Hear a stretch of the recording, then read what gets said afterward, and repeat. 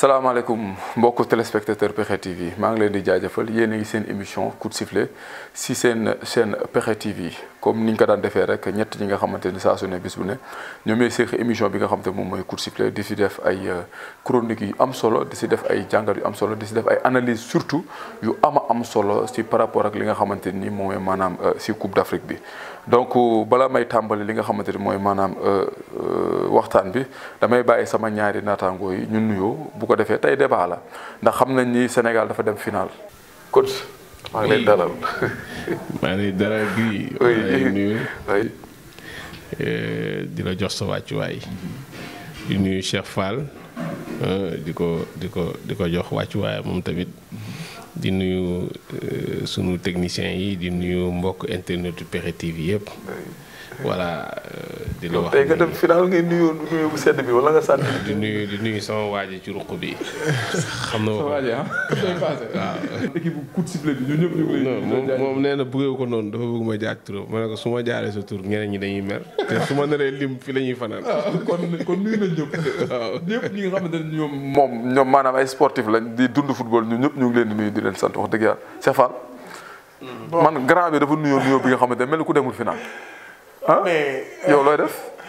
tourné numéro bi. nuyoo ni ma daan nuyoo rek di la nuyu lu bari di nuyu coach di nuyu mbokku internet yëpp nag bàyyiwuñ kenn di leen jaajëfal bu baax a baax ci retour yi ñuy def ndax ñu ngi ci bàyyi xel saa su nekk.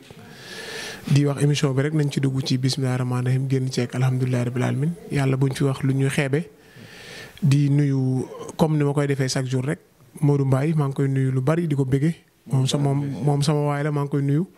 di nuyu Alaaji Bàcci di nuyu gaa yëpp nag waaw di féliciter 16 millions de Sénégalais yëpp. waaw tey moom débat la ndax yéen ñaar ñi moom yaakaar naa dama leen jox ku nekk micro tey da ngeen war a préparer débat bi tey mais ni ngeen nuyoo yéen a ngi mel ni ku demul final.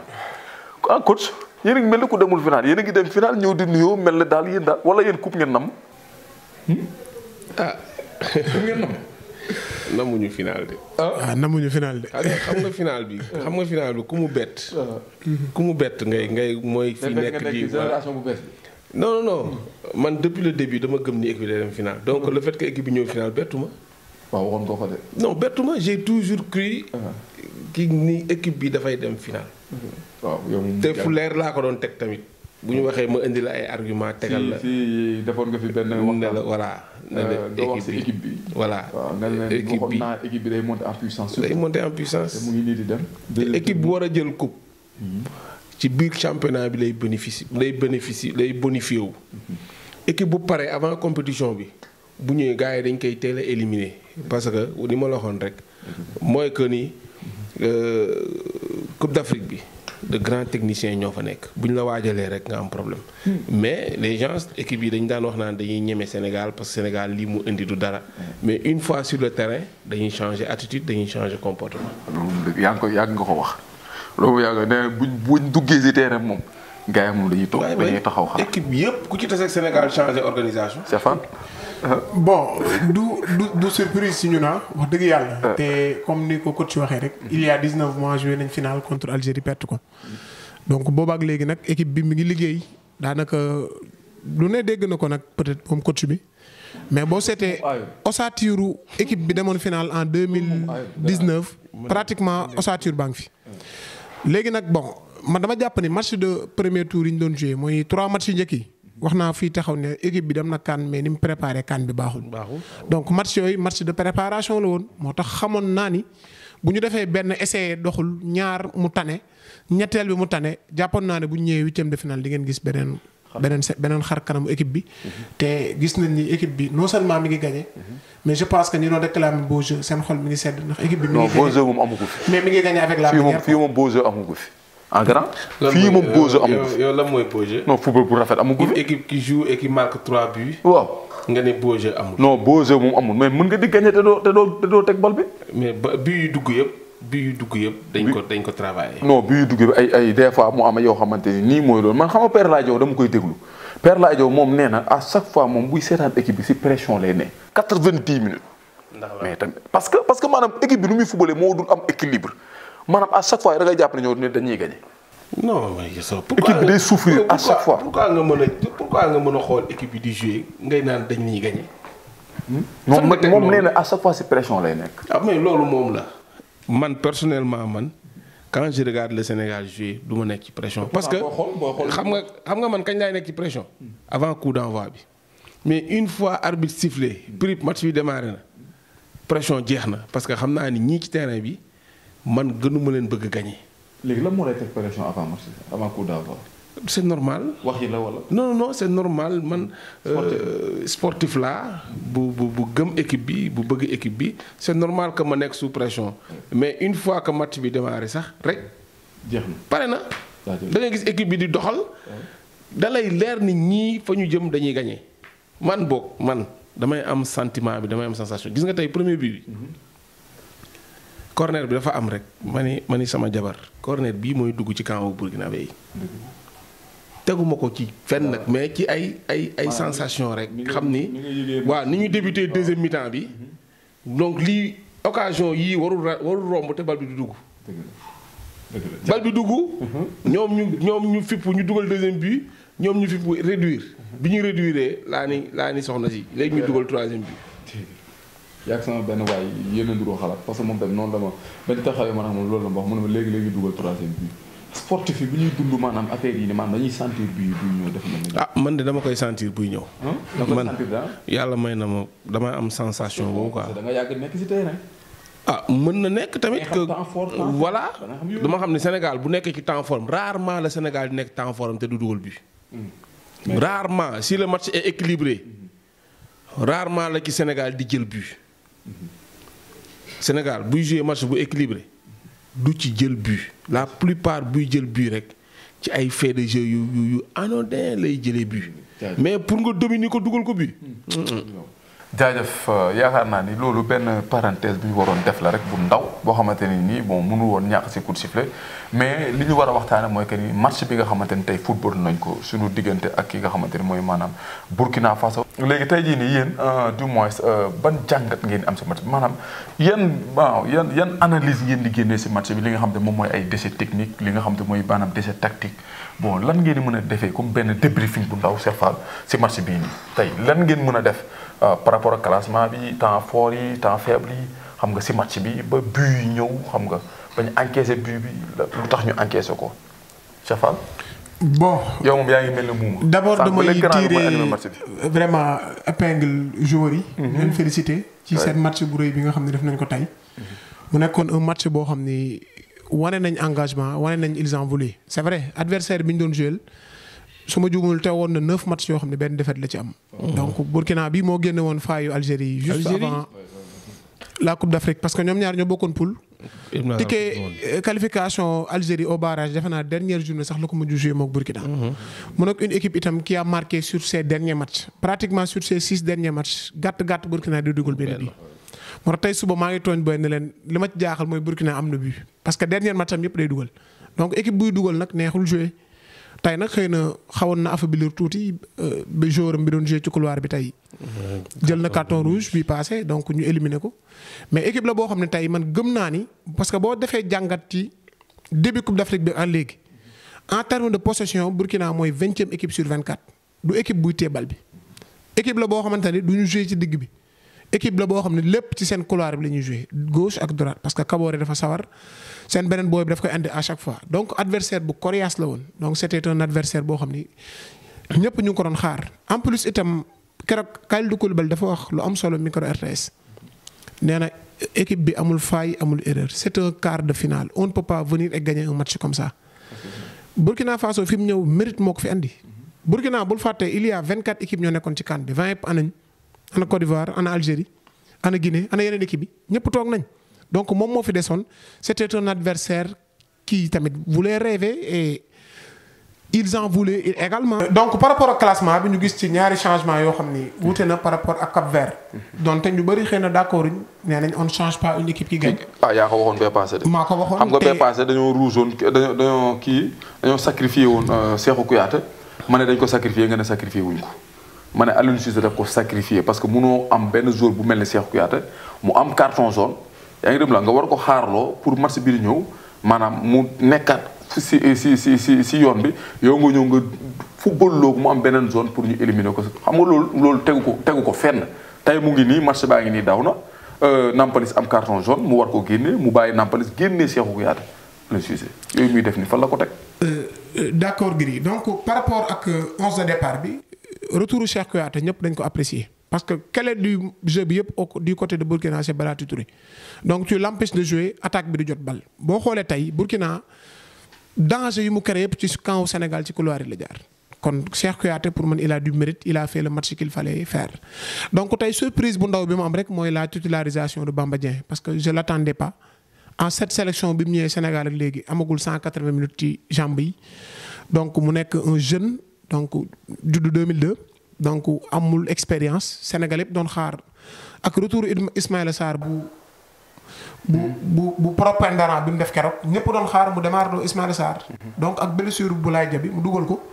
Donc il a tiré son épingle du jeu. Donc techniquement aujourd'hui le Sénégal était très bien en place. Tactiquement également le Sénégal était en place et entraîneur bi également itam tey def na wax dëgg fa neex yàlla. ce qu'on attend vraiment ban note ngay jox entraîneur 10 sur 10 il nous amène en finale pour la deuxième fois consécutive moom laa koy jox man. loolu kenn musu ko moom laa koy jox avant les indépendances ba léegi Sénégal a ngi soog a dem ñaari final. moom mooy joxe note lii bu ñu joxe 10 sur 10 laa koy jox. non mais 10 sur 10 bi muy joxe tam mu ngi koy kii non déglu ko dina ci kan bi nii moo waxoon naa la ko fi keroog nee naa woon naa la ni aucune philosophie de jeu ne peut être au-dessus du résultat. À la fin seul le résultat compte tey bu Sénégal amoon 89% de possession buñ ñu gagné benn Sénégalais du kontaan génnal ci dëkk bi tey ñëpp a ngi jubilé ñëpp a ngi fecc ñëpp a ngi way. donc le mérite revient à l'entraîneur fii façon entraîneur bu ne jaar na fi coach sorcier blanc bu ne jaar na fi mais bu Sénégal demee finale pour la deuxième fois consécutive ci histoire am mu ngi soog a am non le mérite revient à Aliou Cissé donc ñuy profité ci occasion di ko féliciter di ñaan yàlla suñu borom jàppale ñu bu dimanche incha allah ñu jël coupe bi Sénégal mën a yëpp dundaat dans la communion et dans la joie. yaakaar naa ni Cheikh Fall li mu wax am na solo. oui c'est l'entraîneur mais 10 sur 10 moom sax a jaaxal. non c'est l'entraîneur may confirmer 10 sur 10 oui c'est l'entraîneur qui a joué. yow ñaata nga jox Aliou Cissé. 10 sur 10 c'est l'entraîneur qui a joué 3 CAN consécutives. waaw déglu ma. c'est l'entraîneur mu joué 3 CAN consécutives encaissé ci 6 buts. dégg nga baax ni ma la. tegale ñaari final.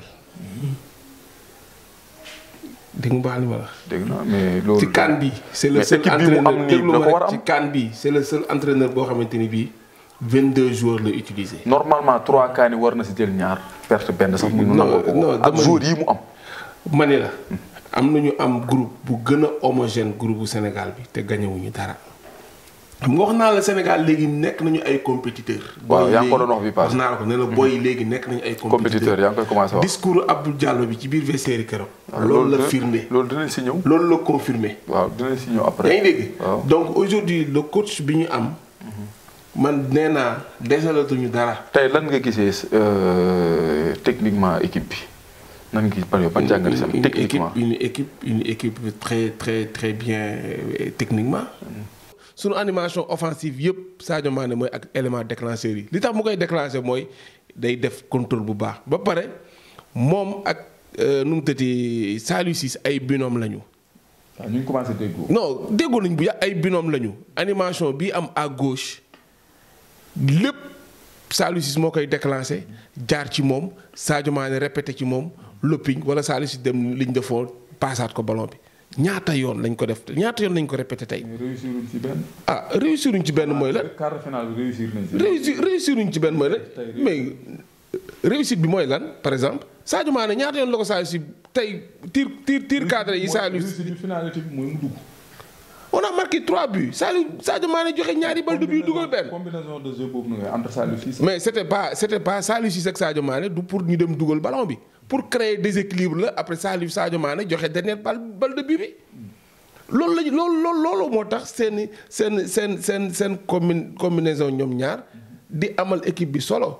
léegi nan nga gisee ni ñu génnee Cheikhou Kouyaté est-ce que loolu. à ce moment période boobu dafa war a génn. parce que Cheikhou Kouyaté génn nga am Nampalys mu am zone. gis nga mu nekk si biir terrain ngay préparer final.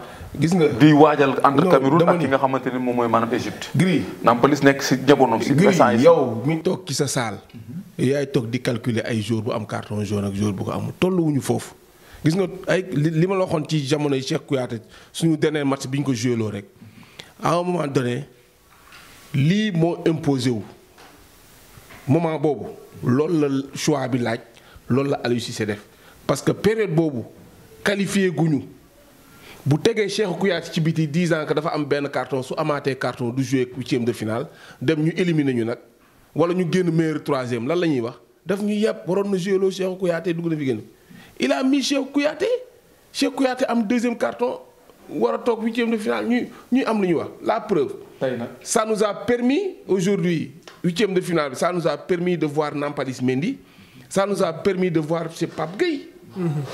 ñu dugg wane seen bopp pour jouer pour te dire que on a un bon groupe qui vit bien aujourd'hui ce qu'il a fait Cheikh Kouyaté a fait son match bi mu demee ba nga xamante ni bii li mu waroon def yëpp def na ko léegi nag dafay céder à la place koo xamante ni c'est un joueur très fin parce que en deuxième mi-temps Burkina Faso bu agressif Burkina Faso bi indi woon bloc haut Burkina Faso bi doon créer ay combinaisons au milieu du moom moo ñëwaat en deuxième mi-temps gagné nañu bataille du milieu bi ba pare yéegal nañu sunu bloc d'équipe maintenant on a besoin d'un joueur boo xamante ni dafay assurer les dernières passes fii techniquement mu gën a fin ñu génnee ko moom indi Pape Gueye et puis il était en train d'accuser le coup choc boobu mu am ak góol bi dafa di jàmbaar rek mais ñu bëri bu ñu amoon choc boobu duñ ñëwaat tu as vu mais lui il est revenu tenir rôle am ba période boobu ci match bi l'entraîneur a bien vu génnee ko fenn rek peut-être muy nu mu tëti. dugg si Ismaïla Sarr.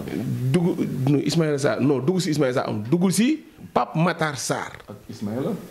Ismaïla bi mu dugg si animé na couloir am Ismaïla dafa war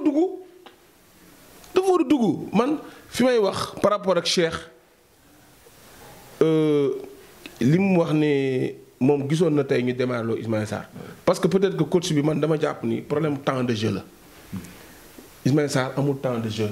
que nu mu mën demee rek Bamba Dieng moo ko ëppale temps de jeu Bamba Dieng dugg na ay bout de match tu as vu am tey bu ñëwee bu amee 80 minutes bu amee 90 minutes 87 minutes 88 minutes donc temps de jeu boobu mu ëppale Ismaïla Sarr moom Ismaïla Sarr keroog dugal nañ ko benn 25 dernières minutes.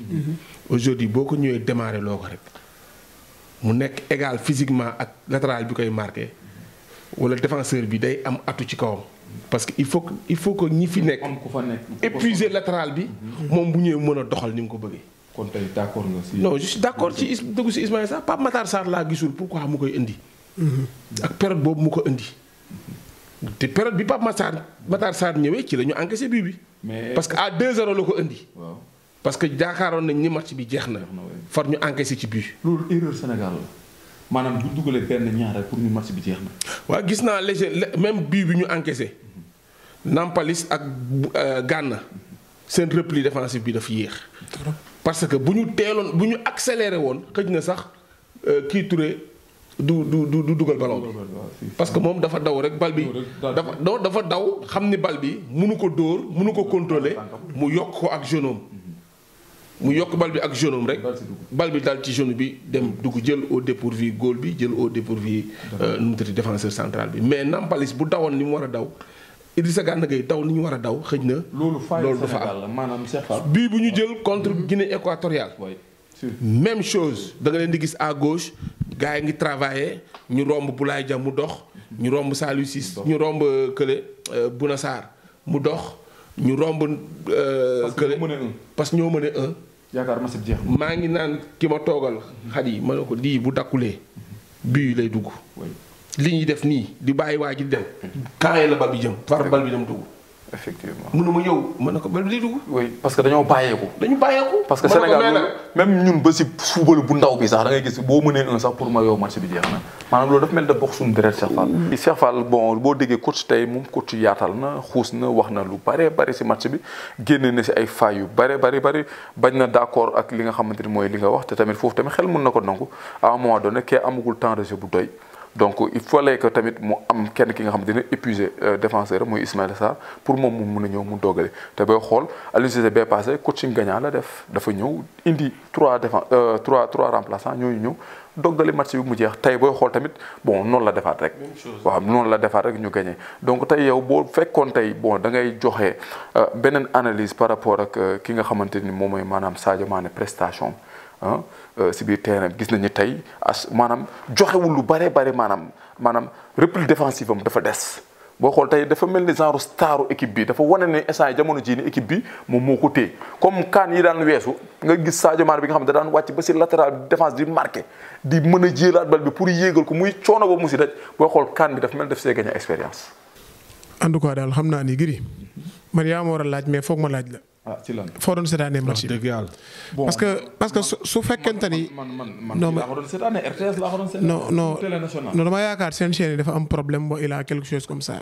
Gris Sadio Mané bi ma gis tey gëj naa ko gis. très honnêtement mais Sadio Mané repli défensivement maanaam tey booy xool. Sadio Mané défensivement offensivement il a été au top tey. booy xool match bi. il a fait l'un de ses meilleurs matchs. est-ce que sax Sadio Mané a besoin de faire des efforts défensifs. loolu laay wax foofu laay waxee. est-ce qu'il a besoin de ça te malgré loolu lépp def na ko. waaw mais non def na ko mais bokkul ak comme 2019 2015 yu mu daan defee affaire bi maanaam mel ne comme genre latéral rek maanaam moom latéral bi day yéeg sax mu ñëw dédoublement marqué ko du def comme joueurs yu mag yi li ñuy def comme ñoom Zidane wala ñoom ñeneen ak ñeneen match bi am fu muy toll da ngay xam fii nga war a taxaw pour bal bu ñëwee nga jël ko yóbbu ko dem dugali wala nga jël ko passe gars yi dugali boo xool tey jii ni maanaam Sadio Mané bu am expérience laa gis ci terrain bi. waaw mais Gris c'est normal Sadio Mané il jouait sa troisième coupe d'Afrique su ma juumul. Sadio Mané def na 10 ans équipe nationale génération 2012 bi la bokk. donc c'est quelqu'un qui a pratiquement 70 sélections kon da ngay toll foo xam ne itam moom mooy leader équipe bi donc mooy star bi mooy lépp. mais fii laa war a taxaw fii laa war a taxaw mais Gris Sadio Mané a été 4e au ballon Sadio Mané du joueur bu ndaw. coupe d'Afrique yi mu daan def nii yëpp da ko daan raté. da daan wàcc si suuf di marqué. Sadio Mané day marqué. Gris man bañu ma marquage ci joueur de couloir bañu ma ko. gis nga Gris fii il n'y a pas de victoire individuelle wala dara fii on gagne ensemble on perd ensemble. man saa mais équipe bu nekk day am leader quand même. waaw mais d'accord na leader ba ci lan. ku nekk ni ngay utiliser football on attaque ensemble on défend ensemble. Gris lii compétition la. léegi nan la ñuy utiliser suñu leader yi Sadio Mané tey. non yow yaa gisul loo yow yaa gis ni Sadio Mané dafay wàcc di marqué ak dugg na fi génn gis grand. wàcc ba léegi mu ngi koy def 2019. mais ba léegi tey wàcc na marqué. bii dama gis maturité dama gis expérience Sadio Mané xoolal tey bii troisième bii bi. fu mu taxaw gis nga fu mu taxawul ci défense bi dafa dem taxaw fële xam ne man ñii nii bu ñu xeexee bu ñu ma joxee ma jeexal match bi te pourtant loolu mooy grand joueur da ngay xam heure bi ngay fi nga war a taxaw espace bi nga war a taxaw ba nga xamante boo récupérer bal bi yow di nga si def li war. Sadio Mané ku ko yeb 13h nga ko yeb tey bi stade bi tooyee premier mi-temps mais c'est normal ku ko yeb 13h nga ko yeb de. Sadio Mané bi ñu commencé jouer 19h ba léegi gis nga ko te bu dimanche nga ci xam dara ku ko yeb 1h nga ko yeb. ku ko yeb 1h nga ko yeb de. Gris ay conditions climatiques wala météorologiques dafa bokk ci liy générer performance su joueur. dafa bokk ci liy générer performance joueur. xanaa xam am na benn fait boo xam ne ñun duñ ko analyser te dimbali nañu. Bafoussam lañ nekkoon 1500 mètres d'altitude ñu ànd ñu 700 mètres. fraîcheur bi duñ ko yëg mi ngi mel ne nga nekk Tamba xëy ñu ànd la Dakar. lu mu tàng doo ko yëg. loolu moo ñuy dimbali ci ñaari match yi. 23 mais techniquement équipe bi tey la gën a réussir passe début CAN bi yëpp demal nga vérifier statistique yëpp. non tey laa seetaan Sénégal équipe bu mu mun si CAN bi tey muy Burkina Faso man xam naa ni moom Sénégal moom mun. Burkina Faso mooy équipe bi ñu ëpp lu ñu teg problème depuis début CAN bi. ndax dëgg on avait de sérieux problèmes pour élaborer suñu jeu. non dégg dafa nànk rek. Sénégal tey la réussir nombre de tirs cadrés bi gën a mag bi début CAN bi ba léegi on a fait 7 tirs cadrés en 90 minutes tubaab bi dañuy jouer match duñ ko def. man laaj leen benn question bu mujj rek bu fekkee da ngeen doon def jàngat di def rectification ci équipe bi par rapport ak li ngeen di seetaan lu mu jot a football ci CAN bi yëpp pour nga xam ne ñu am équipe bi nga xam ne bu solide bu dëgër bu doon def rectification fan lay doon ci ban zone lay doon ci ban partie lay doon défense ñetti tiers yi ban lay doon défense milieu attaque ban lay doon.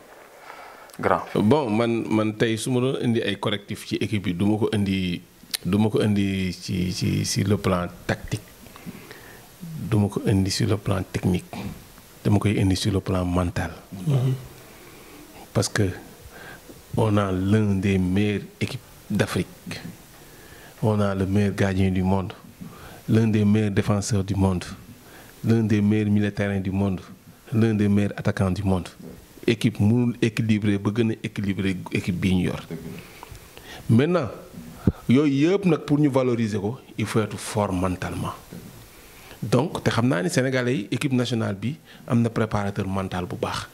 léegi staff yi équipe yi staff yi dañ ciy boole coach mental kenn dootu wax sax préparateur mental coach mental la ñuy wax man coach ni ma amee problème ni ma amee un programme technico-tactique moom noonu la am programme mental bu laajee inviter le joueur individuellement jël ko wax ak moom pour mentalement joueur bi pare da koy def su laajee jël le groupe wax ak ñoom jox leen ay signaux def leen ay kii pour que mentalement équipe bi xam ne fii bu ñu fi tolloo lii moo ñu war fii bu ñu fi tolloo lii moo ñu war day am benn période boo xamante ni soxlawul sax wax fait yi mooy déterminer comportement yi am na foo xam ne équipe bu fa tolloo lii moo war joueur yëpp xam ko buñ ci tolloo ku ko deful rek da ngaa kii te keroog wax naa la fii nee na ba su dee bu jotee ku dund doo gor.